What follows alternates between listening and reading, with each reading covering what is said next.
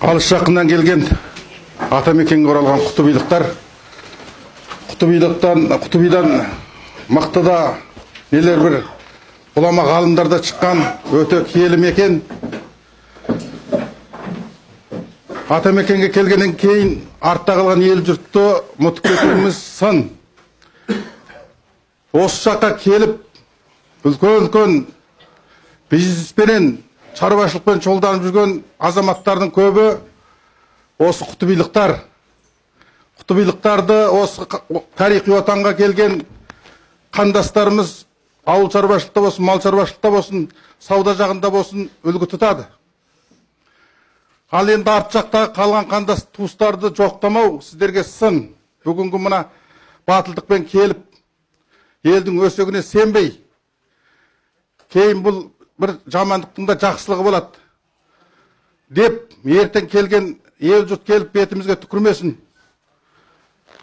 Қара халықтың бәрі жоқтап жатқанда мені бір ауыз атымды атамадың ғой деп, ағайын туыс, аға бауыр, әпеке қарындастарымыздың алдында бетіміз қара бет болып қалады-ау деп, батылдықпен келген қадамдарыңа Аллахның нұры жаусын.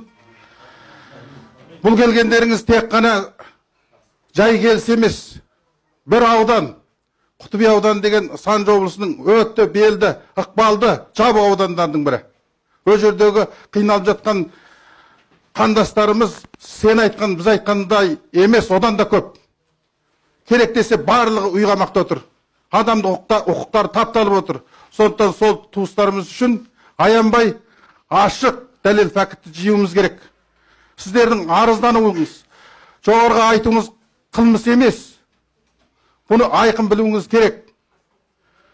Біз Қытайдан ешқандай жер сұрап, екі мемлекеттің арасына от жағып бір ауыр талап қойып жатқан жоқпыз. Тек қана Қытайда қандас туыстарымызды арашалап, солардың адамдық құқығын қалпына келтіріп, екі елдің арасын алтын көпір қылып, барып келуді жақсартып, осы еліміздің, елбасымыздың үндеуіне үн қосу.